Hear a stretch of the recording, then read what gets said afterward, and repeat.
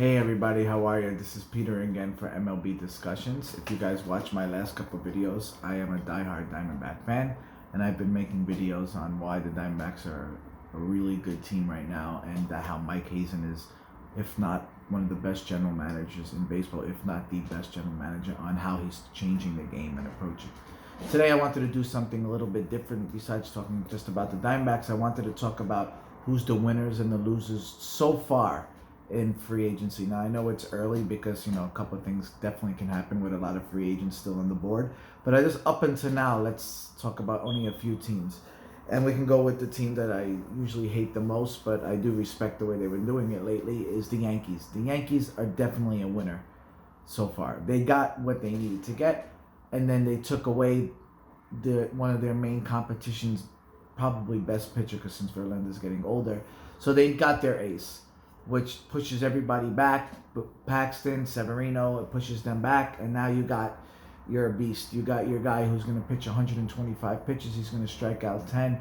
You've seen he can pitch in the playoffs. So regardless of how much the money was, it needed to be spent. They are not spending a ton of money the way they used to. They have a lot of young players on the field. So as much as you'd want to say it, the Yankees are going to be the scariest team in baseball, especially in the American League. It's going to be very hard to challenge them. There's going to be nobody in their division right now. Toronto's up and coming, but not yet. Boston is going backwards. Tampa Bay is always a good team but I don't think they're going to be able to beat the Yankees. And then Baltimore clearly is a very long way to go. That's one team. So we can stay in the AL, but I kind of wanted to just stay with the winners first, and that'll be in the NL, and we can go to Atlanta. To me, Atlanta is a complete winner. They needed to get a couple good players on their side, especially a closer, and they did that by getting Will Smith, and that was a great move. He's a veteran, and you can see last year they had some bullpen problems at the end, the whole year really. So getting Will Smith along with getting Cole Hamels, who clearly his ERA is going to go up in that ballpark, but he's still a really good pitcher. He's still a veteran who's going to give you 200 innings, hopefully. And that's just a couple of good moves to get. And you also got Travis Denard on top of it, who definitely can play. He's played in the East before, to go with that lineup of Acuna and Freeman and Swanson.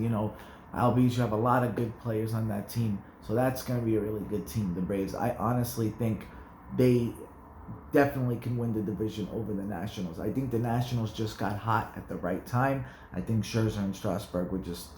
I'm a Diamondback fan, and Mike Rizzo kind of did the same thing he did with the Nationals he did with the Diamondbacks. That's like Schilling and Johnson. That's what happened. So I'm not sure if they're going to be able to repeat the success now, especially with Rendon gone. So I'm not sure how that's going to go. They'll still do good. They may make the playoffs, but I don't know if they're going to repeat.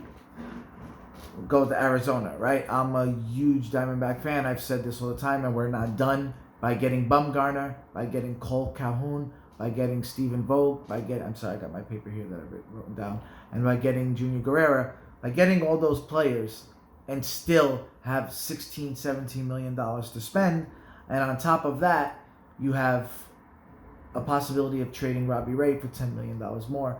So right now, to me, the Diamondbacks are definitely one of the top winners in free agency so far, and to have more time to go, they will either win the division or definitely get one of the wild card spots. The division really depends on two things. If the Dodgers are going to get Clevenger and Lindor. If they do, then the Dodgers, to me, go right back. If they don't, I have a feeling the Dodgers are going to go really down. I'm not saying they're going to go completely down, but with Kershaw getting older and losing Ryu, they don't have a lot. I made this last time, and the Dodgers wound up winning so many games, so I'm not sure, but eventually this is going to go down. And then Cincinnati.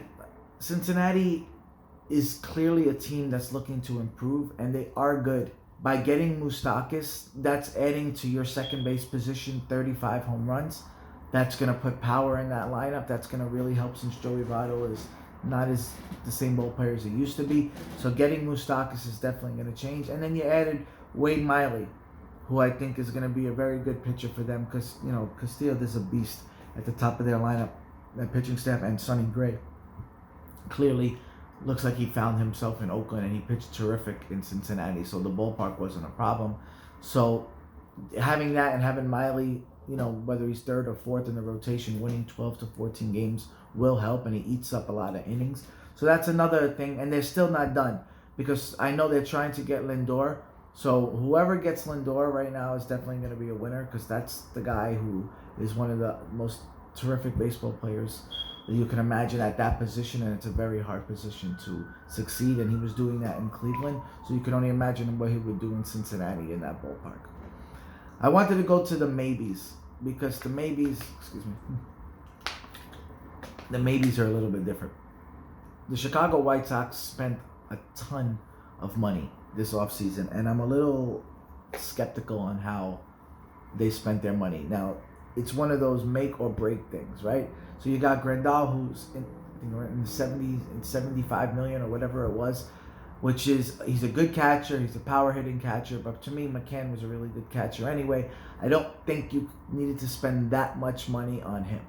He's still going to probably bat 270, maybe hit 25 to 30 home runs, but I don't think that money was necessary to go to a catcher as opposed to going somewhere else, but they spent it. Then you got Keuchel, another overpay. You spent almost, $80 million on a pitcher who's a good pitcher, but he's probably going to be in the 4s ERA. Not sure if he's worth that much money. So now you spent $150 million on two, not too short players. Encarnacion, you know what he's going to do. He's going to hit you 35 home runs. He's going to bat you 250 in the ballpark. But he's going to do what he needs to do as a protection, but that's not the end. The main move to me that they made was Mazara. I think Mazara is a really good ball player. Texas is easy to hit home runs. Chicago is going to be easy to hit home runs. He's going to hit you 30-something home runs. He is a good ball player. I like that move. I actually wanted Arizona to get him. So that I like, And then Gio Gonzalez is another one who, lefty specialist, goes 5 innings, maybe 6 if you get lucky.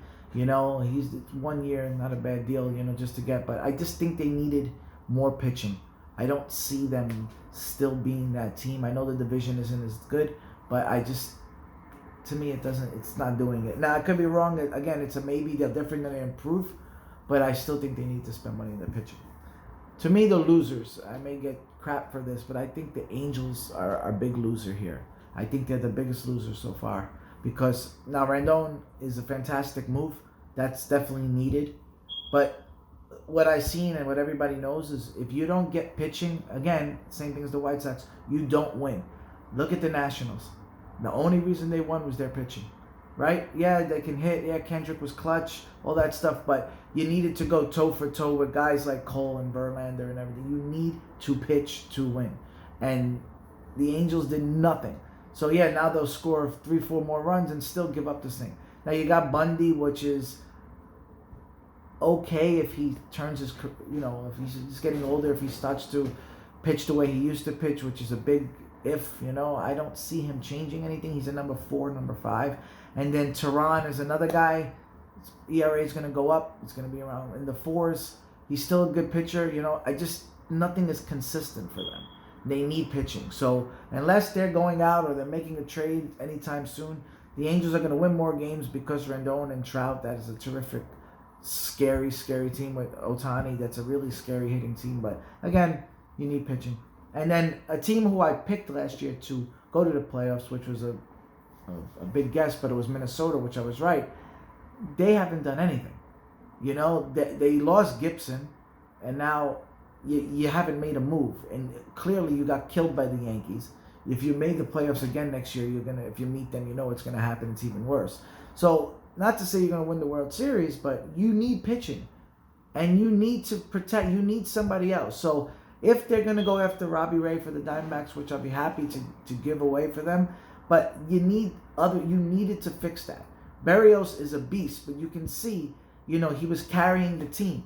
So you need somebody else, right? It's not going to work with that team, and they didn't do anything to improve off of making the playoffs, which was great, but you need to do more. So hopefully maybe something's coming. I'm not sure if they are going to go after Donaldson. I'm not sure if they're going to go after a pitch. I don't know what they're going to do, to be honest with you. I have no idea. So that's what I think. So real quick, just thinking about the Diamondbacks, I feel that if they go out and get Cishek or a bullpen guy, they are going to be challenging the Dodgers, and they will move up with teams like the Padres, who are going to definitely go up moving, because Tatis is going to be their player. He's such a special player. You added Zach Davies, who is fantastic, I think, and I think if he wasn't hurt, he was in Milwaukee pitching in San Diego. He's going to go back to the way he was a few years ago. That was a terrific move. So the Padres will be better, but I just don't see them. Maybe they're winning 83, 84 games like the Diamondbacks did this year, 85. I just see the Diamondbacks winning in the 90s, and same for the Dodgers. I think it's going to be around that area. That's my opinion. Tell me what you guys think. Again, this is just what I think of free agency now. The Angels can come out and do some moves, and then later on I'll make another video and say it. But I do see the Yankees as the biggest winner, with Arizona and Atlanta. To me, those are our biggest winners, with Cincinnati somewhere in the middle. Anyway, let me know what you guys think. Talk to you soon. This is Peter. Take care. Bye.